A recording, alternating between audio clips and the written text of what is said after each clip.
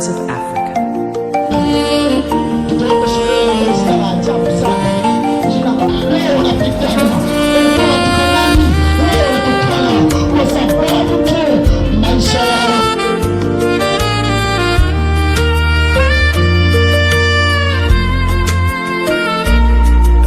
Sema na mimi Bwana, sema na mimi, sema na mimi, roho yangu itapona.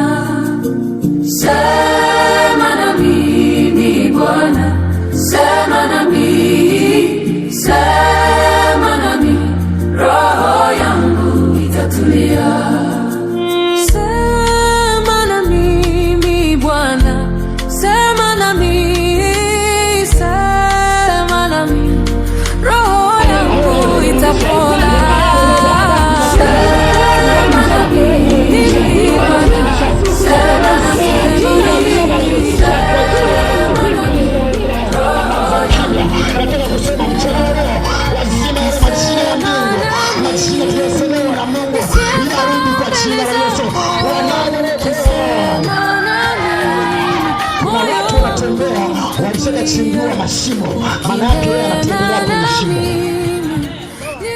Yani hata kama lazima tuyakataa hayo majina. Yani majina hata kama huyajui wewe, yani kataa majina yote mabaya kwa watoto, kwa familia yako, wewe mwenyewe, mke wako. Muombe mke wako, muombe mume wako. Hata kama hayuko hapa, hata kama hasali, wewe muombe tu. Kwani wangapi tunawaombea sio ndugu zetu? Baba, angalia watoto wangu, angalia familia yangu. Mungu anasema mke wako, ombea tu na mke wako. Maana pika chakula unakula. Muombe na mume wako hivi hivi, na yeye anapambana kwa anataka msosi tunakula. Nimepiga hapo kwa nako moja kaingie tu basi nimekapiga hivi hivi. Acha kaingie moja kwa moja kwenye mstari. Nahitaji kuomba na watu ambao wana nguvu za kutaka mabadiliko. Mabadiliko hayaji kwa kawaida, yanakuja kwa nguvu. Hata mtu aliyejenga nyumba hakujenga kirahisi, wala aliyefanya biashara hakufanya kirahisi. Wanakulaga mchicha mpaka siku 3, dagaa wanaziacha, nyama wanaacha, samaki wanaacha, mpaka duka linakaa sawa. Kwa hiyo na sisi kutaka mabadiliko ya majira, lazima tupage kwa nguvu mbele ya madhabahu ya Bwana. Tunamwambia Bwana, nahitaji kuitwa mwenye nyumba ile nzuri, mwenye ile gari, mwenye ile duka, mwenye ile nyumba ya kule ya kupangisha. Hayo majira tunayataka mbele ya madhabahu ya Bwana kwa jina la Yesu. Namba letani hai, namba mwenye hai, mtu mwenye miguu ile simama juu, tukampake Bwana na nguvu zake. Yale majina yamepelekwa makaburini, yale majina yamepelekwa kuchimbiwa mahali, yanarudishwa kwa jina la Yesu. Kuna nguvu zinaachia.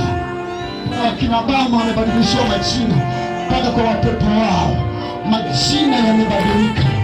Nahitaji tuombe kwa nguvu, nahitaji tumpake Bwana, na ikiwezekana viti visogeze pembeni, maana ni muda wa mashindano, ni muda wa kutaka jina la uharisi, ni muda wa kutaka mageuzi ya maisha yetu, ni muda wa kutaka mageuzi ya majina ya watoto wetu shuleni.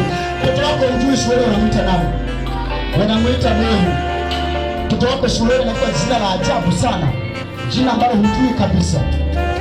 Wewe na mara kwa vibaya kwenye mtihani, lakini kumbe jina lako limechukuliwa. Unaona mambo haya, wako watu wanalia, mioyo yao imeumizwa, imejeruhiwa. Unamwona mama analia, si kwa sababu ya jambo lolote, ni kwamba jina limechukuliwa. Kuna familia zinaumia baada ya maisha mazuri, ile familia imechukuliwa uhalisia.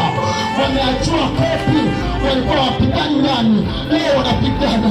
Walikuwa watukanani, leo wanatukana, kwa sababu tu maisha yao, ndoa yao imechukuliwa.